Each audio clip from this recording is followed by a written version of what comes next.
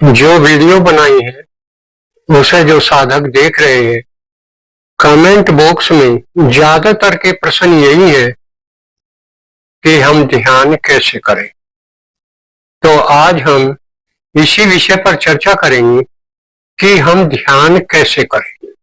इसके लिए एक प्रक्रिया है जो हमें नियमित रूप से दोहरानी हो। ये ध्यान हमें रोज सुबह और शाम करना होगा। हम सुबह ब्रह्म मुहूर्त में उठे,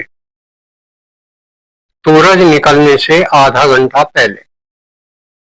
उस समय अधिकतर लोग सोए हुए होते हैं, तो उनके स्पंदन वातावरण में नहीं होते। वातावरण शांत होता है और केवल उस परमात्मा के स्पंदन, ओम के स्पंदन वातावरण में। अतः हमारा ध्यान बहुत शीघ्र लग जाता है। इसके लिए हम अपने घर में एक नियत स्थान बना लें जहां बैठकर हम ध्यान करें। एक ऊनी कंबल या रेशम के कपड़े का हम आसन बनाएं। उस आसन पर बैठे। आसन का उद्देश्य है कि हमारा संपर्क पृथ्वी से कटे, क्योंकि पृथ्वी नेगेटिव पोल है। अगर हम उस समय पृथ्वी पर बैठेंगे तो हमारी प्राण शक्ति पृथ्वी में चली जाएगी। तो हम अपने नियत आसन पर बैठे और रोज वहीं बैठकर ध्यान करें, क्योंकि वहां पर हमारा चुंबकीय क्षेत्र बन जाता है, जिससे प्रतिदिन शीघ्रतापूर्वक ध्यान लगे। आसन पर हम सीधा होकर अपनी रीढ़ की हड्डी को सीधी रखें। अपनी ठोड़ी है उसे जमीन के समांतर रखें। जिस भी आसन में हम बैठ सकते हैं उसमें बैठे। यही महर्षि पतंजलि ने समझाया है स्थिर सुखम आसनम, अर्थात निश्चल अवस्था में हम अधिक देर तक सुखपूर्वक बैठ सके, उसी का नाम आसन है। तो नियमित आसन में बैठे और अपनी रीढ़ की हड्डी को सीधी रखें, ठोड़ी को अपनी जमीन के समांतर रखें। अब इसके बाद हम आगे की प्रक्रिया शुरू करें। अगला स्टेप, हम श्वास की प्रक्रिया चालू करें। श्वास को 10 तक गिनती करते हुए लें, 10 तक गिनती करते हुए रोकें और 10 तक गिनती करते हुए धीरे धीरे उसको छोड़ें। ये क्रिया लगातार 10 बार करें। यह क्रिया करने से धीरे धीरे हमारे शरीर की जो क्रियाएं हैं वे रुकनी शुरू हो जाए। शांत भाव में बैठे, अपनी चेतना को यहाँ कूटस्थ पर ले आए। हम यहाँ से उस ब्रह्मांड से जुड़े हुए, जैसे हमारे 3 शरीर हैं। एक स्थूल शरीर जो 5 तत्वों का बन रहा, एक सूक्ष्म शरीर जो इसके अंदर है जो 19 तत्वों का बन रहा, और एक कारण शरीर जो हमारे विचारों का बन रहा। इसी प्रकार उस परम पिता के भी 3 शरीर हैं। एक भौतिक शरीर, एक सूक्ष्म शरीर और एक कारण शरीर। ये पूरा ब्रह्मांड उसका भौतिक शरीर है। सूक्ष्म शरीर हमारा यहां से जुड़ा हुआ है। परमपिता का सूक्ष्म शरीर प्रत्येक व्यक्ति से, प्रत्येक जीव से जुड़ा हुआ है, और ये प्रकृति उसका कारण शरीर। तो अपनी चेतना को यहां बनाए रखें, यहां केवल देखना है। अपनी आंखों को हम यहां पर रखें। आंखों को ऊपर उठाना नहीं है, लेकिन यदि हम कल्पना करेंगे कि हमारी आंखें यहां देख रही, तो पुतली ऊपर की ओर चली जाए। यदि हमें बाह्य जगत को देखना है, तो ये पुतलियां सामने आ जाएंगी। और यदि हम आलस्य, निद्रा में चले जाएं, तो ये पुतली नीचे की ओर चली जाती। तो हमें कुछ नहीं करना, केवल कल्पना करनी कि हम यहां देख रहे। तो अपनी चेतना को यहां ले आए। इसके बाद हम ओम का जप करें। 10 मिनट के लिए, 5 मिनट के लिए, जितना समय हमारे पास हो, ओम का जप करें। ओम परमात्मा के स्पंदन है। ओम परमात्मा से पैदा हुए और ओम से वाइब्रेशन पैदा हुए। वाइब्रेशन से ऊर्जा पैदा हुई, ऊर्जा से विद्युत पैदा हुई और विद्युत से प्रकाश बना, प्रकाश से गैस बनी, गैस से दर बने और दर से ये ठोस जगत का निर्माण, जो जगत का आधार है। जैसे हमारी हड्डियां हमारे शरीर को रोके हुए हैं, इसी प्रकार ये भौतिक जगत इस ब्रह्मांड को रोके हुए है। तो हम उस ओम का जाप करें। जब श्वास लें तब ओ का उच्चारण करें और जब श्वास छोड़ें तो मैं। श्वास भरते हुए ओ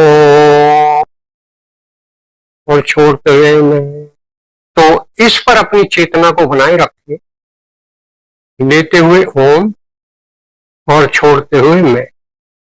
इसका आप बोलकर भी जप कर सकते हैं, धीमे स्वर में भी जप कर सकते हैं और मानसिक रूप से भी जप कर सकते हैं। तो लगातार अपनी चेतना को ओम के साथ जोड़े रहे। इस प्रक्रिया को हम 10 मिनट तक दोहराते रहे। धीरे धीरे हमारा मन शांत होने लगेगा और जो हमारी चेतना विचारों के रूप में बह रही थी, वो धीरे धीरे धीरे धीरे ओम के स्पंदन में विलीन होनी शुरू हो जाएगी। यहां से जब हम कूटस्थ से जुड़ जाएंगे और उस ओम के स्पंदन का जाप करेंगे, तो धीरे धीरे हमारे विचार गायब हो जाएंगे। क्योंकि ये चेतना एक समय में एक काम करती है। अगर ये विचार पैदा करेगी तो ये ओम के स्पंदन पे नहीं आएगी, लेकिन हम ओम के स्पंदन पैदा कर रहे तो ये विचार गायब हो जाएगी। इस प्रक्रिया को दोहराते रहे, इस पर अपना ध्यान केंद्रित रखें। धीरे धीरे हमारे शरीर की सभी क्रियाएं धीरे धीरे कम होती चली जाए और कुछ समय बाद जो केवल आवश्यक अंग है वे ही काम करेंगे और वे भी बहुत धीमी गति से। हमारी पल्स रेट घट जाएगी और हमारा शरीर निलंबित अवस्था में चला जाएगा। उस ओम के स्पंदन को धीरे धीरे सुने। जैसे ही मन गायब हो जाएगा, वे ओम के स्पंदन हमें कानों से सुनाई देने लगे। वे ओम के स्पंदन जानने के लिए कि वे कैसे हैं, हम अपने कान को बंद करें। अंगूठे से जो कान के ढक्कन है, इन्हें हम उंगलियों से ढक्कन से कान को बंद करें और अंदर जो सबसे तेज आवाज है उसको सुनो। वे ओम के स्पंदन है। हम मंदिर में जाते हैं, हर मंदिर में घंटा लगा होता है और जब घंटे को बजाते हैं तो जैसे ओम के स्पंदन होते हैं उसी तरह की आवाज घंटे से निकलती है। तो ये स्पंदन बंद कानों से हमें स्पष्ट रूप से सुनाई दे और फिर वे स्पंदन अगर हमारा मन शांत है तो वे स्पंदन खुले कानों से भी हमेशा सुनाई देंगे। उससे बड़ी आवाज संसार में कोई नहीं। लेकिन विचार के पैदा होते ही वे स्पंदन हमारे कान नहीं सुन पाते। उनको सुनने के लिए शांत होना पड़ेगा और यदि वे ओम के स्पंदन हमें सुनाई देने लगे तो इसका अर्थ है हमने उस ब्रह्मांडीय चेतना के साथ एक होना शुरू कर दिया है। उस परमात्मा के साथ हमारा संपर्क होना शुरू हो गया है। भगवान श्री कृष्ण को जहां भी दिखाते हैं बंसुरी उनके साथ होती है। उसका उद्देश्य यही होता है कि वे ओम के स्पंदन इस तरह के होते हैं जैसे बांसुरी की धुन। तो धीरे धीरे इनका अभ्यास करें। अब ध्यान का अभ्यास करें। सबसे पहले परमपिता से प्रार्थना करें, परमपिता का आह्वान करें। परमपिता, जगन माता, सिद्ध, योगी और अपने गुरुओं को मैं प्रणाम करता हूं। परमपिता, मुझे दूसरों से प्रेम करना सिखाए। परमपिता, मुझे दूसरों की सेवा करना सिखाए। परमपिता, मुझे अपने वचनों के प्रति सच्चा होना सिखाएं। परमपिता, मैं दूसरों से भी यही अपेक्षा करता हूं। तो जो मैं दूसरों से अपेक्षा करता हूं, परमपिता, मुझे ऐसा ही बनने से। परमपिता, मेरे ध्यान साधना के उपवन पर अपनी कृपा दृष्टि बनाए रखें ताकि मैं उस मार्ग पर चल सकूं जो मार्ग मुझसे आप तक पहुंचता है। ये प्रार्थना मेरे अंदर उस परम पिता के प्रति श्रद्धा पैदा करेगी, उस परम पिता तक पहुंचने का मार्ग प्रशस्त करेगी। प्रार्थना के बाद कोई आपका प्रिय भजन जो आपके अंदर उस परम पिता के प्रति जिज्ञासा पैदा करे। जैसे पानी में डूबते हुए को सांस लेने की सबसे तीव्र इच्छा होती है, तो इसी प्रकार मेरे अंदर इतनी तीव्र इच्छा हो कि मुझे मेरे परमपिता मिल जाए, मैं उनके साथ जुड़ जाऊं। अपना जो भी प्रिय भजन हो उसको धीरे धीरे उसको गाएं। मानसिक रूप से उस भजन को दोहराते रहे। जैसे आप प्यार के सागर हैं, एक बूंद का प्यासा में, तो उसके प्रति इतनी भावना पैदा हो जाएगी, उसको प्राप्त करने की इच्छा पैदा हो जाएगी कि मैं अपने अंदर डूब जाऊं।